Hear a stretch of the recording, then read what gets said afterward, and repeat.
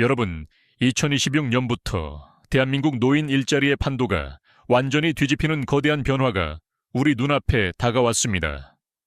지금까지 우리가 알고 있던 노인 일자리라고 하면 추운 겨울에 밖에서 떨며 쓰레기를 줍거나 교통 정리를 하는 모습이었죠. 하지만 이제는 하루에 딱 3시간만 따뜻한 실내에서 일하고도 월 100만 원 가까운 돈을 손에 쥘 수 있는 시대가 열렸습니다. 이건 단순히 용돈벌이 수준을 넘어서 제2의 월급이 되는 건데 이 흐름을 모르면 매년 1,000만 원을 그냥 길바닥에 버리는 셈입니다. 오늘 영상은 고용노동부의 최신 발표 자료와 지자체 시범사업 그리고 현장의 목소리까지 싹 다 긁어 모아서 정리해 드립니다. 단순히 열심히 일하라는 뻔한 소리가 아니라 어디서 어떻게 신청해야 남들보다 3배 더 벌 수 있는지 그 전략을 알려드릴게요. 끝까지 보시면 내년부터 당장 내 통장에 찍히는 숫자가 30만 원이 될지 100만 원이 될지 그 운명이 결정될 겁니다.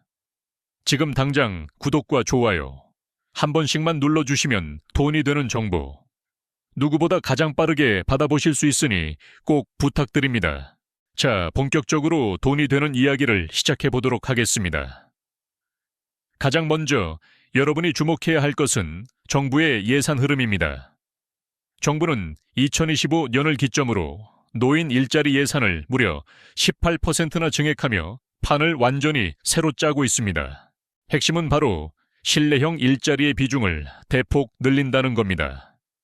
기존에는 전체 노인 일자리 중 실내형이 35% 수준에 불과해서 경쟁이 치열하고 들어가기가 하늘의 별 따기였지만 2026년부터는 이 비중이 52%까지 늘어납니다. 즉 전체 일자리의 절반 이상이 비나 눈을 맞지 않아도 되는 쾌적한 실내 근무로 바뀐다는 아주 반가운 소식인 것입니다. 이는 고령화 사회로 진입하면서 노인들의 건강과 안전을 최우선으로 고려하겠다는 정부의 강력한 의지가 담겨 있습니다. 그렇다면 구체적으로 어떤 일자리가 새로 생기는 걸까요? 첫 번째로 주목해야 할 것은 공공기관 실내 안내 도우미입니다. 구청이나 주민센터, 그리고 보건소 같은 곳에 가보시면 어디로 가야 할지 몰라 헤매는 민원인들이 상당히 많습니다.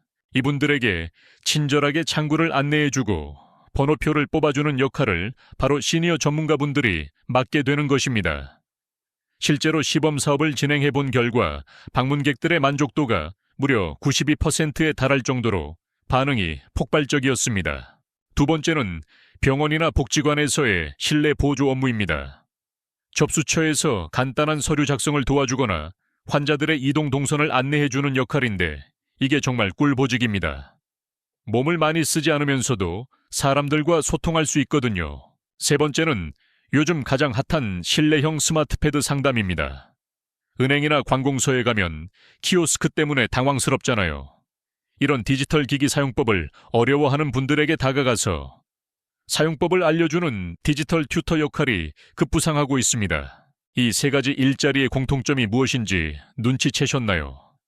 바로 체력 소모는 최소화하면서 보람은 극대화한다는 점입니다.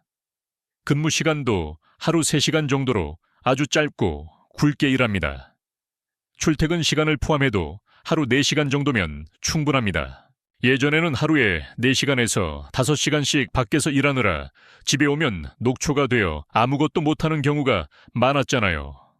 하지만 이제는 오전에 잠깐 나가서 보람차게 일하고 들어오면 오후 시간은 온전히 나만의 여가 시간으로 즐길 수 있습니다. 실제로 고용노동부의 설문조사 결과를 살펴보면요. 65세 이상 어르신들 중 78%가 이런 형태의 실내 단시간 근무를 가장 선호한다고 응답했다고 합니다. 반면 야외 활동 일자리는 중도 포기율이 41%나 됩니다.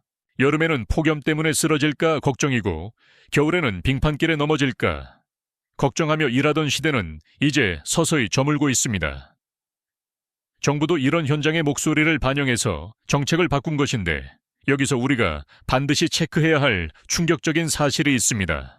이 실내형 일자리들은 기존의 공익형과는 차원이 다릅니다.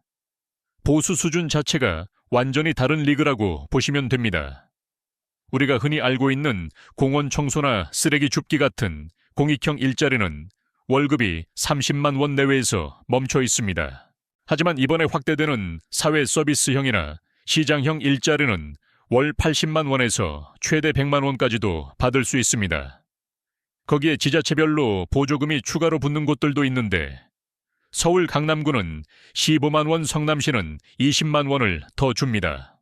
결국 어떤 유형의 일자리를 선택하느냐에 따라서 1년에 버는 소득이 300만 원이 될 수도 있고 1200만 원이 될 수도 있다는 엄청난 차이가 발생합니다. 이건 단순히 운의 문제가 아니라 정보력의 싸움인 겁니다. 구체적인 숫자로 비교를 한번 해보도록 하겠습니다. 공익형의 평균 보수는 월 27만 원 수준에 불과합니다. 하지만 사회 서비스형은 평균 월 89만 원을 받고요. 시장형 일자리는 월 100만 원 이상을 가져가는 분도 많습니다. 무려 3배가 넘는 차이가 나는데 여러분은 어떤 걸 하시겠습니까? 당연히 사회 서비스형이나 시장형을 노리셔야 합니다. 그런데 많은 분들이 정보가 없어서 습관적으로 공익형에만 줄을 서고 계신다는 게 정말 안타까운 현실입니다. 실제 사례를 들어보면 이게 얼마나 큰 차이인지 확 와닿으실 겁니다. 경기도 고양시에 사시는 68세 김세문 어르신 이야기를 잠시 해드리자면 이분은 작년까지 공원 청소를 하셨습니다. 추운 날씨에 손 호흡 불어가며 일하고 월 30만 원 받으셨죠. 그런데 올해 정보를 접하고 실내 건강 모니터링으로 바꾸셨습니다. 하는 일은 건강센터에서 방문객들 천 체크해주고 간단한 문진표 작성을 안내해주는 아주 편한 업무였습니다. 근무 시간은 하루 3시간으로 똑같은데 월급은 97만 원입니다. 김세문 어르신이 저한테 직접 하신 말씀이 있습니다. 진작에 이걸 알았으면 내 무릎이 덜 아팠을 텐데 하시더라고요. 돈도 3배나 더 벌고 몸도 편해지니 삶의 질이 달라졌답니다. 친구들 만나서 밥 한 끼 사주는 것도 부담이 없어지셨대요. 또 다른 사례로 70세 이명자 어머님 이야기도 있습니다. 문화센터에서 실내 보조 업무를 하고 계신데 월 92만 원입니다. 오전 9시부터 12시까지만 딱 근무하시고 퇴근하십니다. 오후에는 손주들 하원 도와주시고 저녁엔 산책도 하십니다. 이게 바로 우리가 꿈꾸던 워라밸이 완벽한 노후 생활 아닐까요? 일과 생활의 균형이 딱 잡히니까 활력이 넘치시는 겁니다. 서울 강동구의 박영수 어르신도 주민센터 안내 도우미로 월 88만 원을 받으시는데 만족도가 최상이라고 하십니다. 젊은 사람들이 키오스크 앞에서 쩔쩔맬 때 다가가서 알려주면 고맙다고 인사받는 그 순간이 그렇게 뿌듯하다고 하세요. 돈도 돈이지만 사회 일원으로서 당당하게 기여한다는 그 자존감이 노년의 삶을 지탱하는 아주 큰 힘이 됩니다. 자, 그렇다면 도대체 이런 꿀 같은 일자리는 어떻게 신청하고 무엇을 준비해야 내가 주인공이 될 수 있는 걸까요? 지금부터는 펜과 종이를 꺼내서 메모하실 준비를 하셔야 합니다. 신청하기 전에 반드시 알아야 할 3가지 유형을 정리해 드립니다. 노인 일자리는 크게 3가지 카테고리로 나뉩니다. 첫째는 공익형으로 월 30만 원대의 소일거리입니다. 둘째는 사회 서비스형으로 월 80에서 100만 원대입니다. 셋째는 민간 시장형으로 기업과 연계된 고소득 일자리입니다. 우리의 목표는 명확하게 2번째와 3번째에 맞춰져야 합니다. 공익형은 아무리 열심히 해도 구조적으로 30만 원을 넘길 수가 없게 설계되어 있기 때문에 한계가 명확합니다.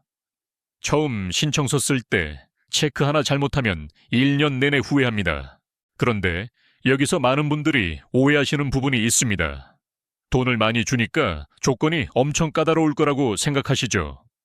자격증이 있어야 하거나 고학력자만 뽑는 거 아니냐고 지레컵을 먹고 아예 신청조차 안 하시는 분들이 태반입니다. 하지만 팩트는 전혀 그렇지 않다는 것을 말씀드립니다. 공익형과 동일하게 만 65세 이상이면 누구나 신청 가능합니다. 특별한 자격증이나 화려한 경력이 없어도 충분합니다. 단지 건강 상태가 양호하고 의사소통만 되면 합격입니다. 오히려 진입 장벽이 생각보다 훨씬 낮은데도 불구하고 몰라서 지원을 안 하니까 경쟁률이 의외로 낮은 곳도 있습니다. 2024년 통계를 보면 전체 신청자의 67%가 습관적으로 가장 돈이 적은 공익형에만 몰렸다고 합니다. 반면 알짜배기인 사회서비스형과 시장형에는 고작 33%만 지원했다는 게 믿어지시나요? 남들이 다 가는 좁은 문으로 가서 고생하지 마시고 넓고 따뜻하고 보수도도 높은 문으로 당당하게 들어가셔야 합니다. 이제 신청할 때 절대 범해서는 안 되는 치명적인 실수들과 합격 확률을 200% 높이는 필살 전략을 공개할 차례입니다. 가장 흔하게 저지르는 첫 번째 실수는 바로 타이밍입니다.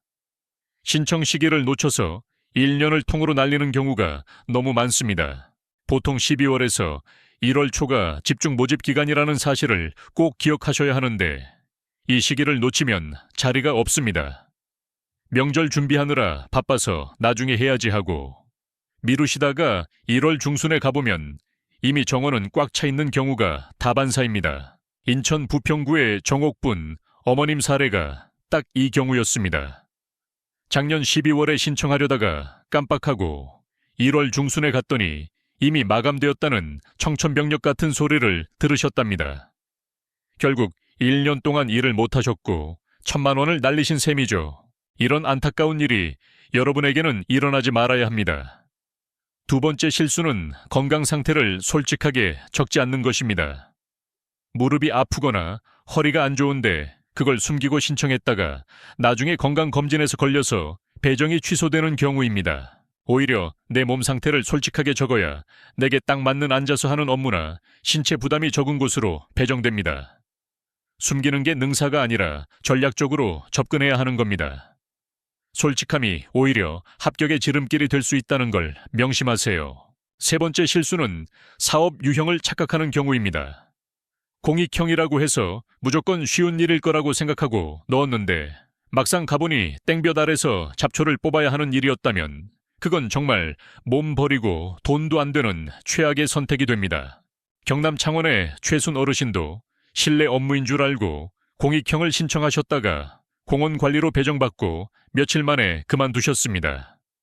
허리가 너무 아파서 도저히 할 수가 없었다고 하시더군요. 그래서 신청서에 희망 업무를 적을 때 구체적으로 적어야 합니다. 단순히 일하고 싶음이라고 적는 것과 실내 안내 희망이라고 적는 것은 천지 차이의 결과를 만들어냅니다. 네 번째 실수는 우리 동네만의 추가 지원금을 모르는 겁니다. 내가 사는 지역구청이 돈을 더 주는지 안 주는지 확인해야 합니다. 어떤 구는 구비로 10만 원을 더 얹어주는데 옆 동네는 안 줍니다. 이왕이면 다 홍치마라고 혜택이 좋은 곳을 찾아야겠죠. 주민센터에 전화 한 통만 하면 바로 알려주는 정보인데 이걸 귀찮아해서 매달 10만 원씩 손해보는 분들이 꽤 많습니다. 자, 그렇다면 이제부터는 실전 팁을 정리해 드리겠습니다. 첫째로 무조건 노인 일자리 사전 등록을 하셔야 합니다. 남들보다 한 발 앞서 등록해두면 선발될 확률이 비약적으로 올라가는데 이건 선착순의 개념과는 조금 다릅니다. 미리 등록된 데이터베이스에 내 정보가 있으면 일자리가 났을 때 가장 먼저 연락이 올 확률이 높습니다. 가까운 노인 일자리 센터나 시니어 클럽을 방문하셔서 상담받고 등록해 두시는 게 가장 확실한 방법입니다. 둘째는 신청서 작성할 때 신뢰, 3시간, 서비스형 이 세 단어를 머릿속에 문신처럼 새기셔야 합니다. 희망 직무란에 막연하게 쓰지 마시고 공공기관 안내나 보육시설 보조처럼 구체적인 직무명을 적으세요. 셋째는 근무 가능 시간을 명확하게 기재하는 것입니다.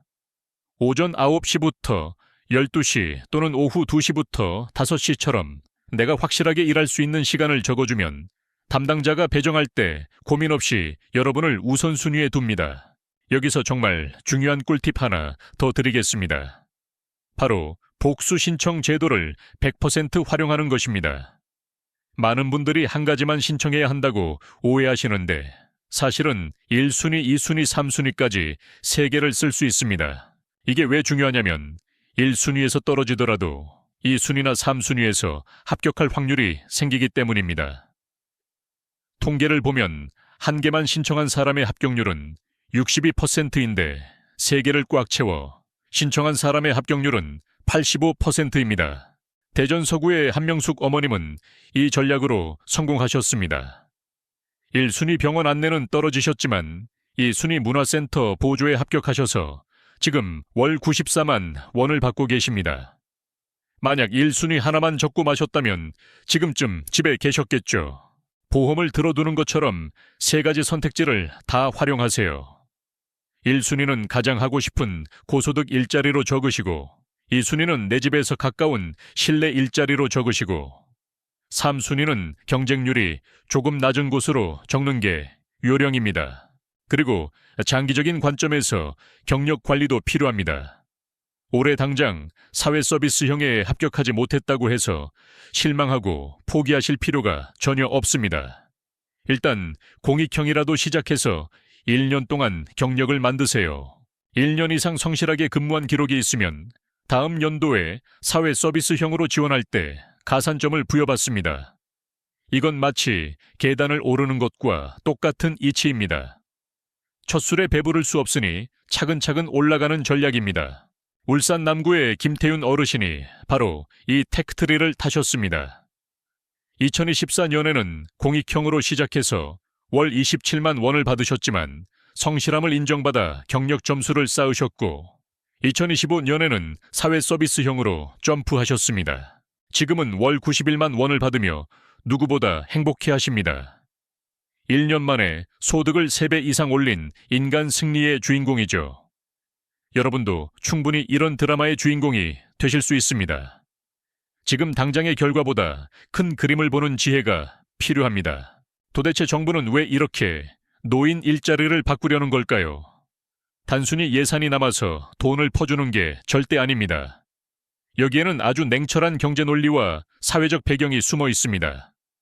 첫째는 고령층의 건강 비용 문제입니다. 야외에서 일하다가 쓰러지거나 다치면 치료비가 더 듭니다.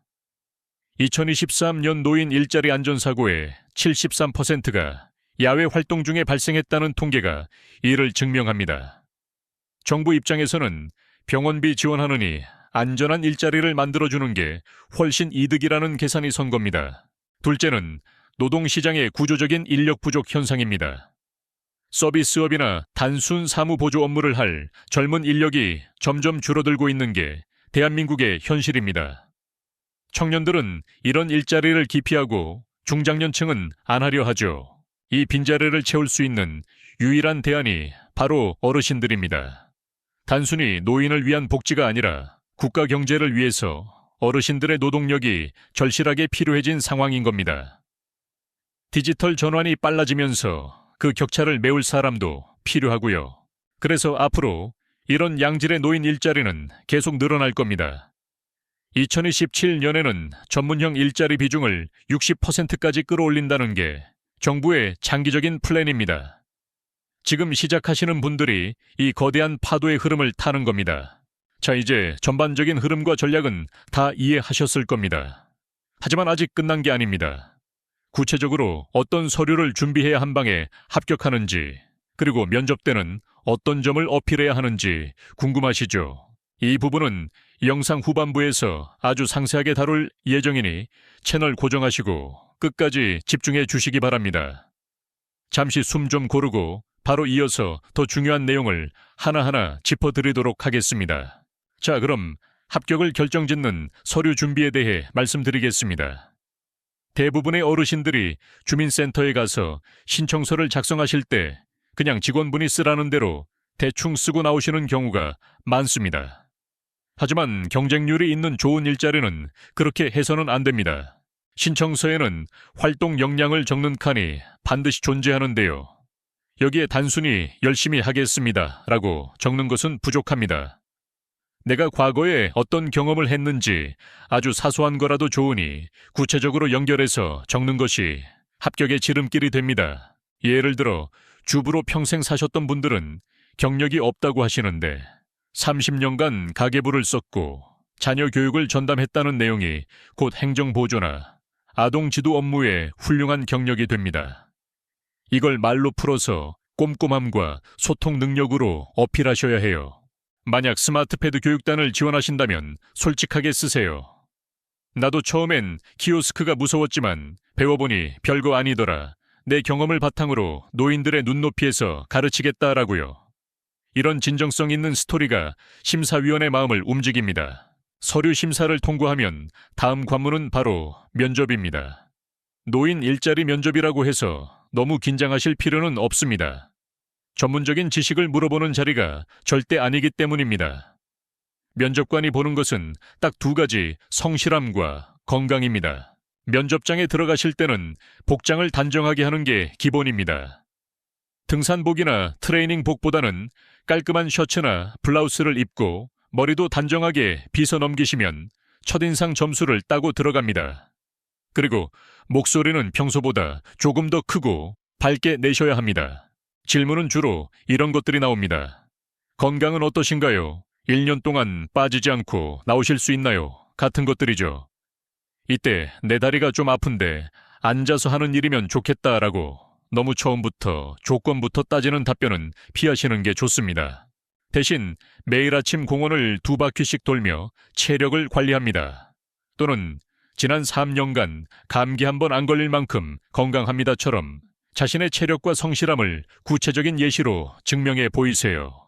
어떤 일이든 맡겨주시면 책임감 있게 해내겠다는 태도가 중요합니다.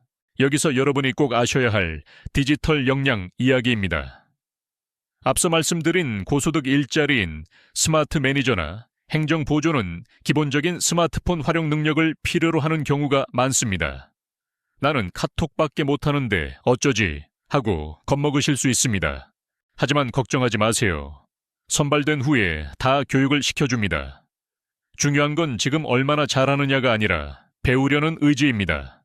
면접 때 새로운 것을 배우는 걸 좋아합니다. 라고 말씀하시고 유튜브로 강의를 찾아보며 공부하고 있다고 덧붙이시면 됩니다. 실제로 75세의 나이에도 스마트폰 강사로 활동하시는 최영수 어르신은 처음에 문자 보내는 법도 모르셨다고 합니다.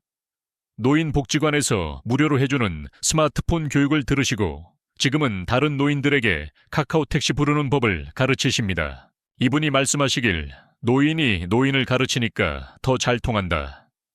젊은 강사들은 너무 빨라서 못 알아듣는데 최 어르신은 천천히 5번이고 10번이고 반복해주니 인기가 최고랍니다. 여러분도 충분히 하실 수 있는 일이고 그게 곧 경쟁력입니다. 자, 이제 시야를 좀 더 넓혀서 미래를 한번 그려볼까요? 2026년 이후에 노인 일자리는 어떻게 변해갈까요? 정부는 2030년까지 노인 일자리 100만 개 시대를 완성하겠다는 목표를 가지고 아주 강력하게 드라이브를 겁니다. 특히 주목할 점은 민간 기업과의 연계가 강화된다는 겁니다. 지금까지는 정부 세금으로 만드는 일자리가 대부분이었지만 앞으로는 기업이 노인을 고용하면 정부가 지원금을 주는 시니어 인턴십 같은 제도가 훨씬 더 활발해질 전망입니다. 대기업들이 운영하는 카페나 편의점 그리고 물류센터에서 시니어 직원들을 위한 맞춤형 직무를 계속 개발하고 있습니다. 이런 곳들은 정부 일자리보다 시급이 훨씬 높고 4대 보험이나 퇴직금 같은 복지 혜택도 빵빵하게 보장됩니다. 따라서 지금 사회서비스형 일자리로 실무 경험을 쌓으신 분들은 나중에 민간 기업으로 스카우트 될 기회도 열리게 됩니다. 단순히 용돈벌이가 아니라 제2의 커리어를 쌓는 과정이라고 생각하시고 좀 더 욕심을 내보셔도 좋다는 말씀을 드립니다. 그리고 일자리가 주는 혜택은 돈뿐만이 아닙니다. 연구 결과에 따르면 일하는 노인은 그렇지 않은 노인에 비해 치매 발병률이 30%나 낮다고 합니다. 매일 아침 일어날 목적이 있고 만날 사람이 있기 때문이죠. 집에만 계시면 우울감이 오고 몸도 여기저기 쑤시지만 나가서 사람들과 어울리고 새로운 정보를 접하다 보면 뇌가 계속 자극을 받아서 10년은 더 젊게 사실 수 있습니다. 월 100만 원은 덤이고 진짜 소득은 건강과 활력인 겁니다. 자, 이제 마지막으로 오늘 내용을 총정리하는 체크리스트를 드릴 테니 지금 바로 머릿속으로 웩스를 표시해 보세요.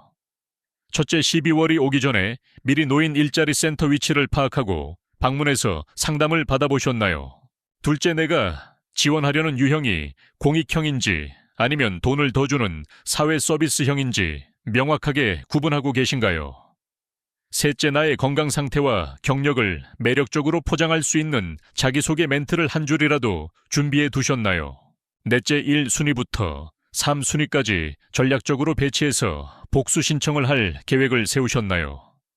만약 이 중에 하나라도 X가 있다면 오늘 영상이 끝난 뒤 바로 준비를 시작하셔야 남들보다 앞서 나갈 수 있습니다. 지금 이 영상을 보고 계신 여러분은 이미 상위 1%입니다.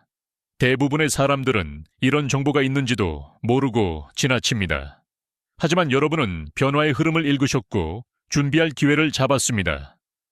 이 작은 차이가 내년 여러분의 통장 잔고를 바꿀 것입니다. 혹시나 내 나이에 무슨 일하며 주저하는 마음이 드시나요? 60세는 청년이고 70세는 장년이라는 말이 있습니다. 100세 시대에 남은 30년을 그냥 흘려보내기엔 너무 깁니다. 일하는 즐거움과 경제적 자유 두 마리 토끼를 다 잡으세요. 정부는 판을 깔아주었고 선택은 여러분의 몫입니다. 오늘 제가 알려드린 신뢰형 고소득 일자리 정보들을 잘 활용하셔서 따뜻하고 여유로운 노후를 보내시길 바랍니다. 궁금한 점이 있다면 언제든 댓글로 남겨주시면 좋겠습니다. 여러분끼리 정보를 공유하는 것도 아주 큰 도움이 됩니다. 우리 동네는 이런 것도 주더라 하는 꿀팁이 있다면 댓글창을 통해 서로 나누어 주시면 정말 감사하겠습니다. 저도 댓글 하나하나 꼼꼼히 읽어보고 답변 드리겠습니다. 오늘 영상이 도움이 되셨다면 주변 친구분들에게도 카카오톡으로 공유해 주셔서 같이 신청하러 가세요. 좋은 건 나눌수록 커지고 함께하면 더 즐거운 법이니까요. 구독과 알림 설정을 해두시면 다음에도 돈이 되는 정보를 누구보다 빠르게 가장 먼저 받아보실 수 있습니다. 다음 영상에서는 2026년 바뀌는 기초연금 제도와 노인이 받을 수 있는 숨은 정부 보조금에 대해서 더 알차고 깊이 있는 내용으로 찾아오도록 하겠습니다. 끝까지 시청해주신 여러분 진심으로 감사합니다. 날씨가 점점 추워지는데 감기 조심하시고 항상 건강하고 행복하시길 기원하겠습니다. 이 내용은 정보 제공 목적이며 투자 판단과 책임은 본인에게 있음을 알려드립니다. 감사합니다.